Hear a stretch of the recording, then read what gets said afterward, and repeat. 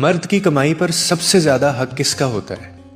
एक आलिम दीन के पास एक शख्स जाता है और वो ये सवाल पूछता है और वो आगे से इतना खूबसूरत अंदाज में मिसाल देकर वो आगे से जवाब देते हैं, वो मैं आपके साथ अभी शेयर करता हूँ। वो आगे से कहते हैं कि अगर एक मर्द के पास अपने घर वालों को खिलाने के लिए सिर्फ एक ही वक्त का खाना है ना, और उसके घर में उस वक्त जो है वो उसकी माँ भी भूखी है, उसका बाप भी भूखा है, उसकी बहन भी भूखी है, उसका भाई भी भूखा है और उसकी बेटी भी भूखी है और उसका बेटा भी भूखा है, ये उस घर में मौजूद हैं, लेकिन एक वक्त का खाना है, तो वो किसको खिलाए?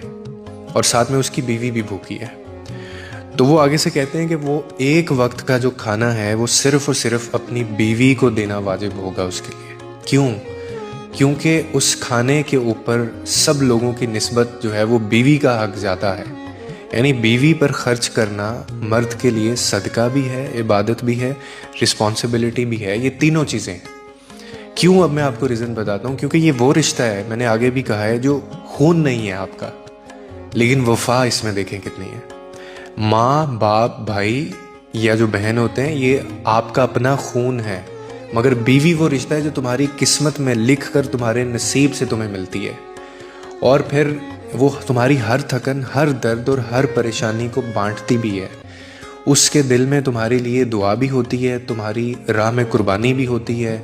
और फिर अल्लाह ने इसी रिश्ते के बारे में ये फरमाया है कि औरतें तुम्हारे लिए लिबास हैं और तुम उनके लिए लिबास हो। यानी आप अगर इसको थोड़ा सा समझें कि एक दूसरे का सहारा भी, इज्जत भी और पर्दा भी।